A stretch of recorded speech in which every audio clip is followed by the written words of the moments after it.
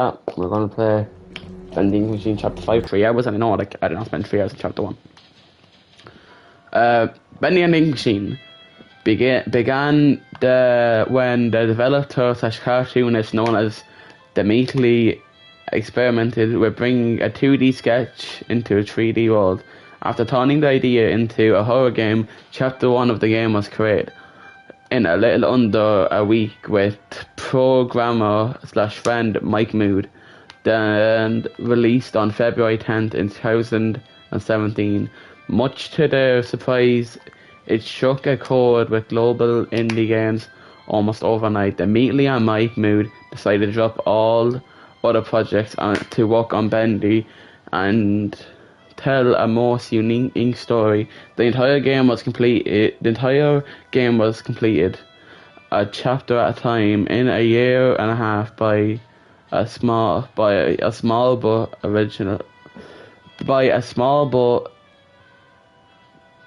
dedicated group of indie developers. Although the concept and story remained as originally intended, the game changed over development as characters and models were refined from the early thrown together versions. This archive is a peek behind the scenes at that process. Who should we go first? I'll go with it, okay. Henry Stein. Once a equal business partner, Joey Drew, Henry Stein was a talented animator and character designer until leaving the company around 1930. His place in Joey Drew Studios' history is somewhat documented, but he is often rumored to be the true creator behind many of the studio's most memorable characters. I think I get a trophy here. Yeah, standing proud. Concept Bendy. This was the first version of Bendy ever modelled. In the earliest concept, Bendy was much smaller and cuter, with a face that split open to reveal a terrifying mouth. But imagine seeing that in Chapter 1. Like when he shows up behind the boards, that would actually scare me.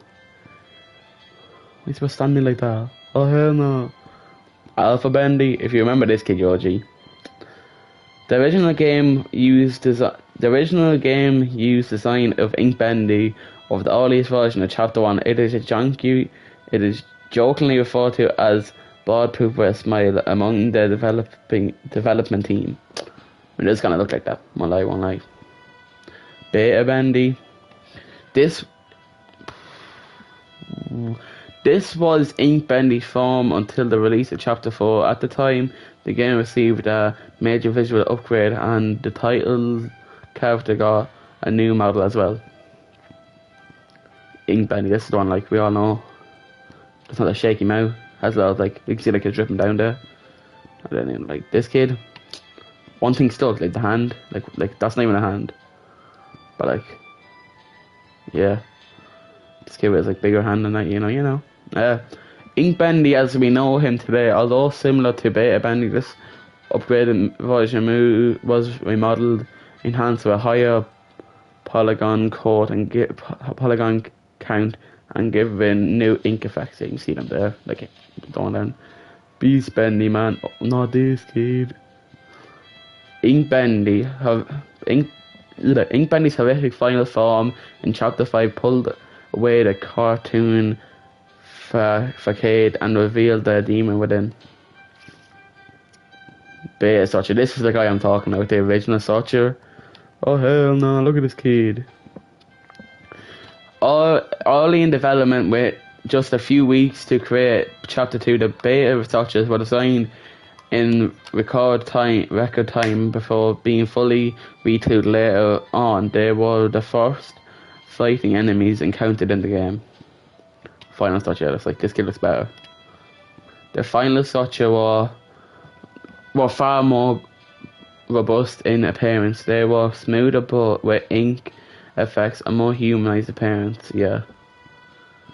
Beta Sammy, man, these kids has just his stumps for his feet. He's just like a box design. With its first appearance in Chapter 2, fans' favourite Sammy Lawrence became a terrifyingly terrifyingly entertaining character. When his slim build was deemed not threatening enough, he was redesigned and given a better skeletal rig for more advanced animation. This kid. Sammy Lawrence's final form came complete with a bulked up stature and more powerful limbs. The mad songwriter may finally get noticed, at least by fans. Things like stunts, it's actually boots. Yeah, look at this kid. Hype's that guy. It's not a yoke for him, is there? No. Yeah, we have the last one. Alice the Angel, obviously like the evil one. She got like the bow tie, whatever man, like yeah, the evil one. The one that helped us. Have some art up there. But what's that art up there? Okay, anyways, we got Tom, what a guy. Beta Boys, if you know this, you're really OG. Pepe, or the Papa, or Pepe, something like that. Yeah, Papa. Papa was the original name of the character that eventually became Boaster Wolf. This earlier version was released with Chapter 1. He was quickly refined into the boss we know with the release of Chapter 2. I'm just saying, man, like, the ribcage, that's actually disgusting. Like, I know boss, you can like see his ribcage, and like, but this one, you can like see guts in it. And it's just like naked as well. You got like chains on him though. Oh hell no.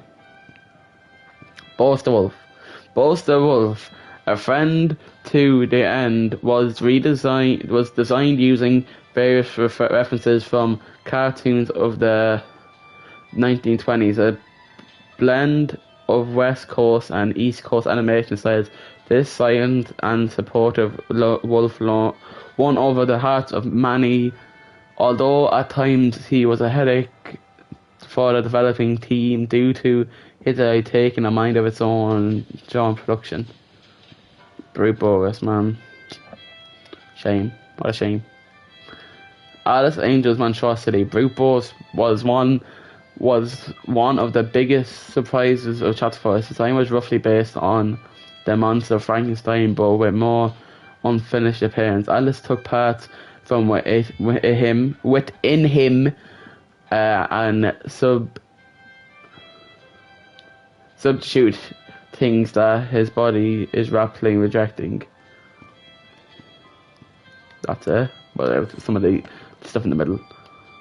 We'll read that in a minute. Is it? No, that's what we read already, isn't it? Yes. So the ink machine, the original ink machine, the little tiny one, where it has like the bent gear somehow. Don't ask me how they did it. Everyone used to like think this was a button or something. The original ink, so I'll read this in a minute, but like the original ink thing, the ink yolk, it's crazy. The original ink machine, before a major visual upgrade, this version of the ink machine was the one used in the game. Much of this machine's iconic fan love design was translated into the final version. It's kind of some nice music. See there, if I can see, Bendy and the ink machine on the roof. What's his name? Botcher Piedmont. What a guy. Kind of got like things on his head, like spores or that. The last resource spores, okay. The Butcher Gang. The Piper, Striker, so this is like, and Fisher. So the middle one's Piper, then Striker's the one with like the metal hand, 3 arms. Then Fisher's the one that has like a fish around his neck. Piper. Make up the dreaded Butcher Gang. Interestingly, the ink corruption versions of the characters were designed first, then were reversed, engineered back into more family-friendly cartoon forms. So I think that's it, is it? Yeah, that's pretty much it. That's all of it. So, yeah, the Bendy ink machine. We finished the game. So we have also up here. This is a complete archive. Yeah, so we finished the game. I think after this we're gonna play Red Dead. I'm actually start that today. So I mean, what time is this? So we started like 2:30. It's 20 to 4 now. So like what? That took like an hour and like 15 minutes, which wasn't too bad. So yeah, we'll get I think I'll start editing this video for YouTube, then I'll upload it, and I think around like 6 or 7, maybe 6, 7, 6 or 7, I might like start playing Red Dead. So I might Red Dead Chapter 1. So yeah, I'm gonna end it there.